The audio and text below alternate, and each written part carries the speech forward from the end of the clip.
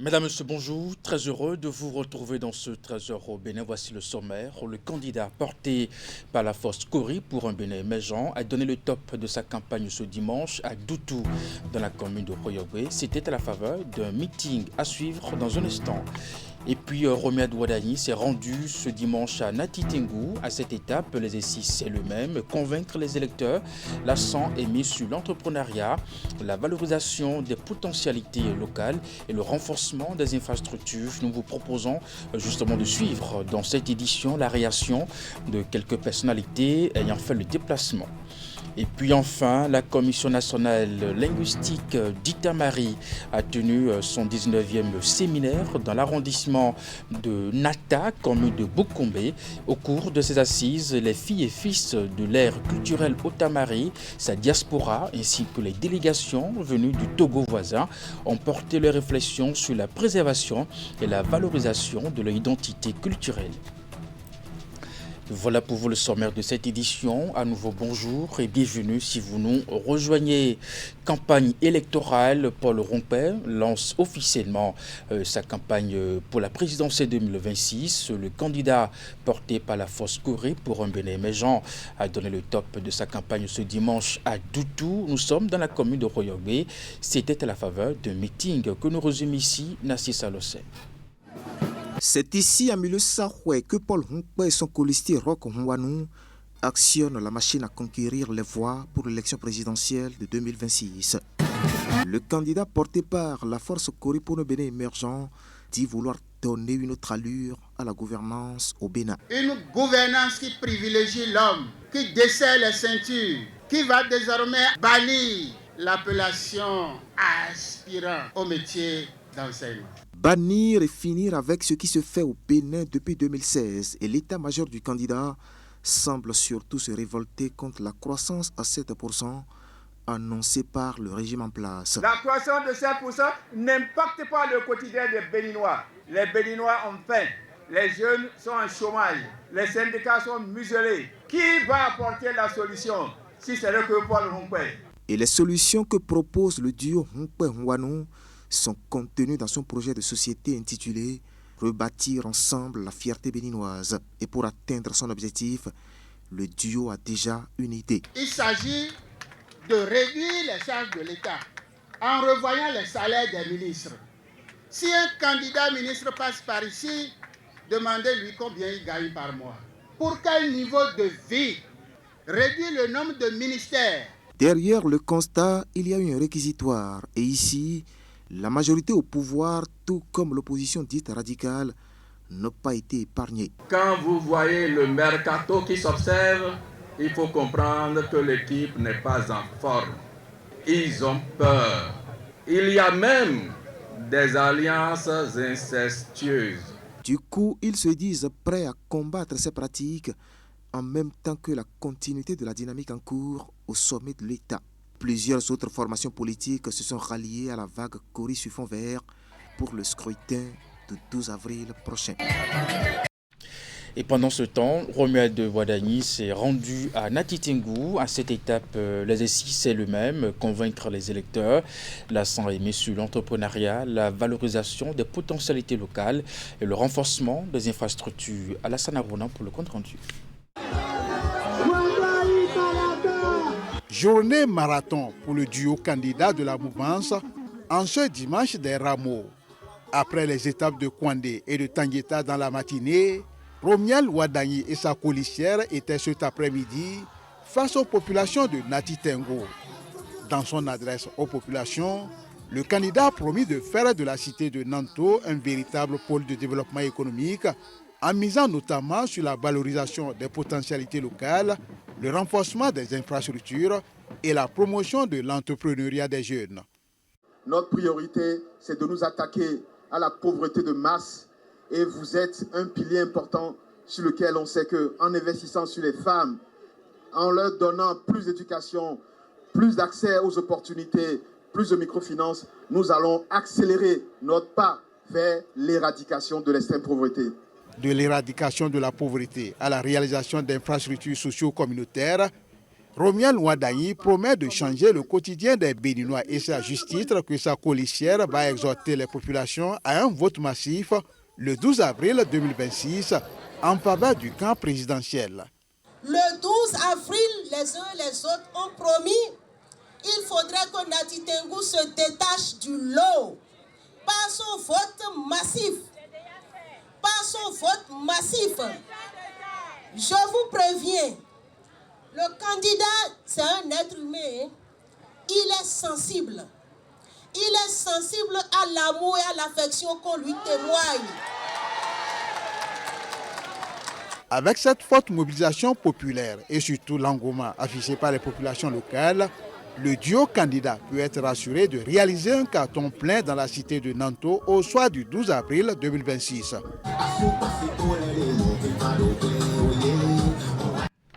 À la fin de ce meeting, quelques personnalités ayant fait le déplacement se sont exprimées au micro de Canal 3 Télévision. On les écoute. Franchement, j'ai pris connaissance du projet de société du candidat, mais cette fois-ci en l'écoutant sur l'esplanade de Nati Tengou, j'ai touché au bout de mes doigts les angles de son projet de société qui sont relatifs aux besoins des femmes, aux priorités des femmes. Et ça, c'est très important pour nous. Et vous avez vu la scène d'émulation lorsque le candidat a abordé la question des microfinances. Vous avez également vu le candidat Ouadagny dire directement les questions qui touchent Natengo, les problèmes sensibles de la localité de Natengo. Vous l'avez également entendu. Il a été extraordinaire. Et c'est pour ça que nous demandons pas de bulletin nul, que personne ne reste à la maison pour dire bon, on a gagné, on va gagner. Non, tout le monde doit sortir pour qu'on ait un vote qualitatif, pour que Ouadagny soit plébiscité. Nous voulons un plébiscite. Il ne revient qu'à l'ensemble des fils et des filles de ce département de lui prouver son amour, son affection à travers un vote sans appel, un vote massif, parce qu'il y va de notre intérêt. Vous voyez l'effervescence qui a caractérisé l'accueil du duo candidat Ouadagny Talata. Les populations très enthousiastes et fiers d'accueillir donc ce duo-là, parce que les populations ont goûté aux délices d'un gouvernement auquel appartient Talata. Et c'est le financier, le dynamique qui a permis de mobiliser des fonds pour faire la première phase d'asphaltage. L'objectif de Nati Tengou, c'est vraiment une participation au moins à 99% pour montrer à quel point, oui, le plan du duo est une préoccupation pour nous tous. Le réseau Élite et Développement en Afrique, RIDA, présidé par Dr Serge Batonon, a organisé ce samedi à Porte-Novo une rencontre intellectuelle dénommée les échanges du samedi préélectoral. Au cœur des échanges, donner aux acteurs politiques participants les outils pour mieux vendre le candidat Romuald Ouadagny et son projet de société aux populations. Voici les images. Ces assises du think tank Réseau Élite et Développement en Afrique, RIDA, vise à outiller les soutiens de Romuald Ouadagny afin qu'il soit mieux à même de promouvoir son projet de société auprès des populations. Alors, nous sommes dit, en tant que think tank, on mettra un pas dans la mobilisation pour dire au mouvement de soutien, aux partis politiques que vous êtes, vous donnez des armes pour aller sur le terrain, aller vendre, aller prêcher, que si les populations soutiennent ce duo-là, effectivement, des organisations non politiques comme nous avons dit qu'avec toutes les analyses qu'on a faites, assurément, on ira vers le développement. Que les arguments sur le terrain ne soient plus arguments voter pour, mais arguments voter pour parce que nous allons éliminer la faim. Voter pour parce que nous aurons un mieux-être. Voter pour parce que nous aurons des emplois. À l'issue de ces échanges hautement intellectuels, les participants sont repartis mieux aguerris. Je pense qu'avec ce réseau, le Bénin dispose vraiment d'une plateforme pour préparer la jeunesse à un développement réel de notre pays. Mes impressions après avoir participé à l'activité organisée par le réseau Élite et Développement en Afrique sont très positives. De cet échange, nous avons vraiment eu les armes pour aller vraiment loin vers les primo-votants, c'est-à-dire ceux qui n'ont jamais voté. On ira vers eux. C'est très important parce qu'on doit avoir un chaos au soir du 12 avril 2026. Le REDA entend aller plus loin en se positionnant comme une force de proposition pour la mise en œuvre du projet de société en cas de victoire du duo Wadayi-Talata. Ce n'est pas beau ça? C'est très beau.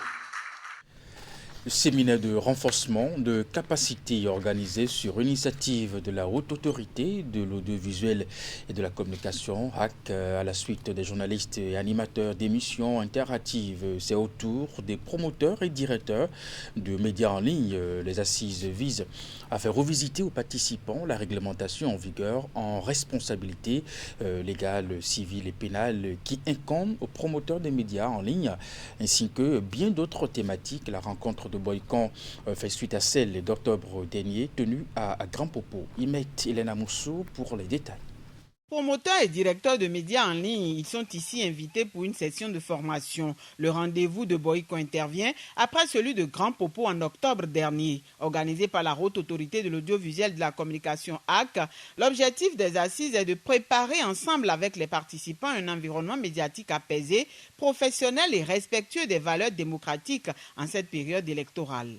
Et je voudrais vous demander de bien vouloir montrer votre disponibilité, mais aussi de prendre au sérieux cette session de formation, ce qui vous permettra, n'est-ce pas, de suffisamment vous aguerrir afin que nous puissions traverser cette période sensible et pour faire grandir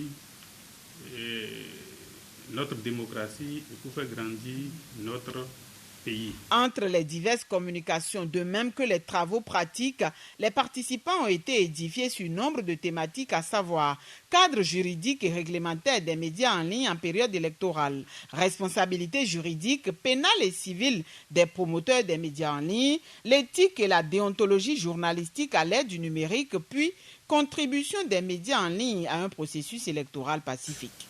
Les médias en ligne occupent aujourd'hui une place centrale dans le paysage médiatique béninois. Leur influence sur l'opinion publique s'est considérablement accrue. C'est donc dans ce contexte que la Haute Autorité de l'Audiovisuel et de la Communication a pris l'initiative d'organiser la présente session afin de renforcer les capacités des promoteurs et directeurs des médias en ligne sur les règles, principes et bonnes pratiques qui doivent guider leurs actions en période électorale. Cadre de partage d'expérience, le séminaire a conduit à l'élaboration d'une charte ou guide interne de publication en période électorale.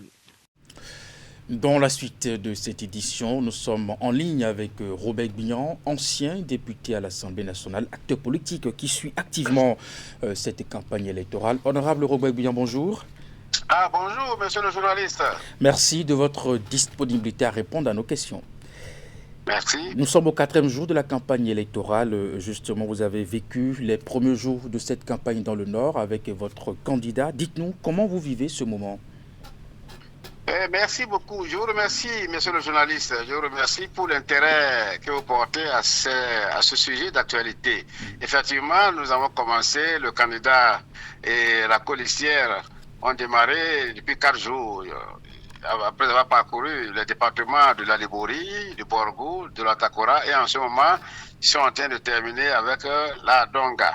Et la campagne électorale pour la présidentielle de 2026, nous la vivons avec ferveur, mais surtout avec une grande attention au regard des sujets qu'aborde le candidat Romuald Wadayi et sa colistière. Et à chacun de leurs déplacements. Et vous devrez vous rendre compte, monsieur le journaliste, que contrairement à ceux qui estiment que c'est une élection gagnée d'avance, nous vivons plutôt une campagne sans démagogie aucune.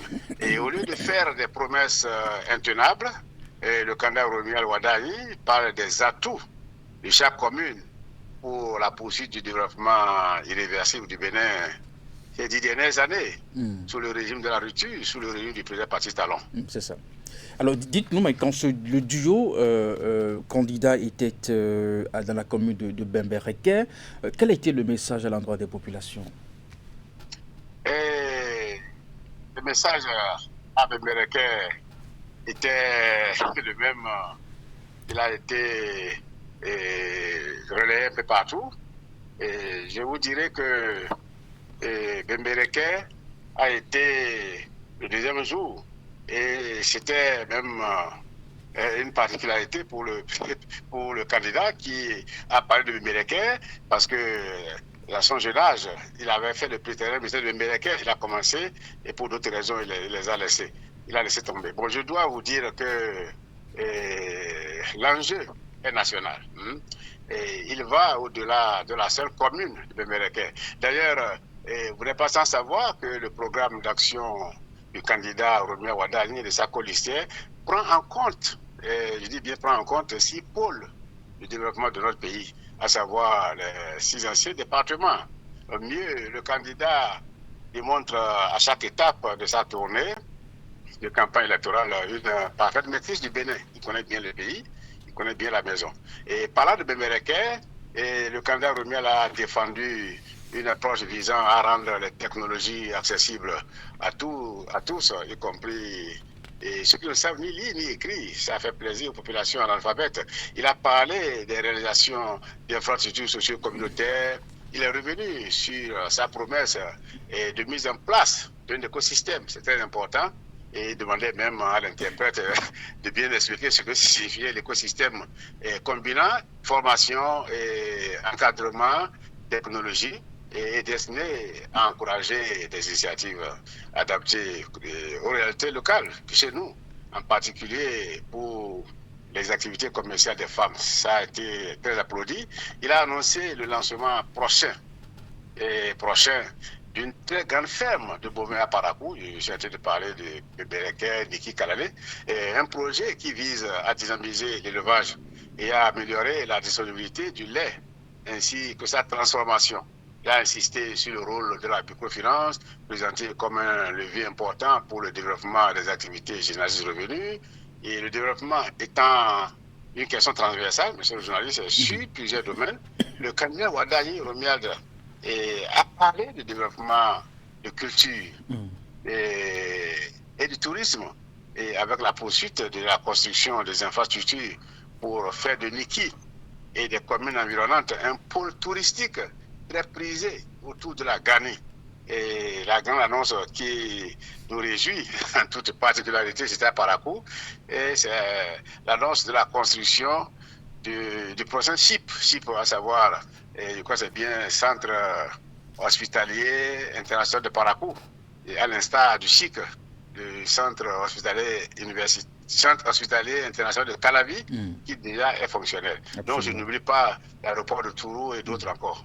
Absolument. Allez, honorable, la campagne se poursuit. Votre candidat avale d'autres communes. Il vous reste encore des jours pour apporter d'autres éclairages à l'endroit de nos communautés. Comment comptez-vous occuper justement le terrain pour la victoire de votre duo? Oui, merci encore, monsieur le journaliste. Je crois que vous conviendrez avec moi que cette campagne électorale pour la présidentielle du dimanche 12 avril 2026 suscite beaucoup d'engouement au sein des populations. Non seulement les partis politiques de la mouvance présidentielle, je vais parler du PR, du UPR, et ils sont impliqués, mais plusieurs mouvements aussi politiques ils sont également impliqués. Et parallèlement à tout ce que je viens de dire, nous, les acteurs politiques, nous poursuivons la sensibilisation auprès des populations dans une approche de proximité, c'est très important de le dire, dans une approche de proximité pour un fort taux de participation le jour du scrutin. Merci à vous, honorable Robert Guillon. Vous êtes ancien député à l'Assemblée nationale, membre actif de la mouvance du côté, justement, dans le septentrion. Merci d'avoir répondu à nos questions. Merci beaucoup, M. Nani. Le plaisir est partagé. Merci beaucoup. Cette édition se poursuit. Nous sommes dans l'Atakura justement pour évoquer ce sujet. La Commission nationale linguistique d'Itamari a tenu son 19e séminaire dans l'arrondissement de Nata, commune de Bukombe. Au cours de ces assises, les filles et fils de l'aide culturelle Otamari, sa diaspora, ainsi que les délégations venues du Togo voisin ont porté leurs réflexions sur la préservation et la valorisation de leur identité culturelle. Et justement, le Koutamangour, la présente assemblée, se tient 48 ans après la création de cette commission linguistique, expression de l'engagement justement des Batamaribais à valoriser le patrimoine commun. Alassane Harouna. Koutamaku, mutation contemporaine et préservation identitaire, c'est le thème autour duquel les fils et filles de l'aire culturelle Otamari vont porter leurs réflexions à l'occasion de ce 19e séminaire de la Commission nationale linguistique d'Itamari. Actuellement, nous sommes face à un défi. Et le thème qui a été retenu pour ce séminaire est évocateur de notre défi. Que faut-il faire face aux besoins de modernité et du développement et la nécessité de garder notre patrimoine? Au cours de ces assises qui se tiennent 48 ans après la création de cette commission, les participants auront pour mission principale de relever les défis liés au patrimoine du Koutamaku, aujourd'hui menacé de disparition. Leurs échanges porteront notamment sur les mécanismes à mettre en place pour assurer la sauvegarde et la valorisation de cet héritage culturel. Aujourd'hui, plusieurs défis se dressent devant nous. Le premier, et non des moindres, concerne la préservation de nos habitats traditionnels, les célèbres tatas.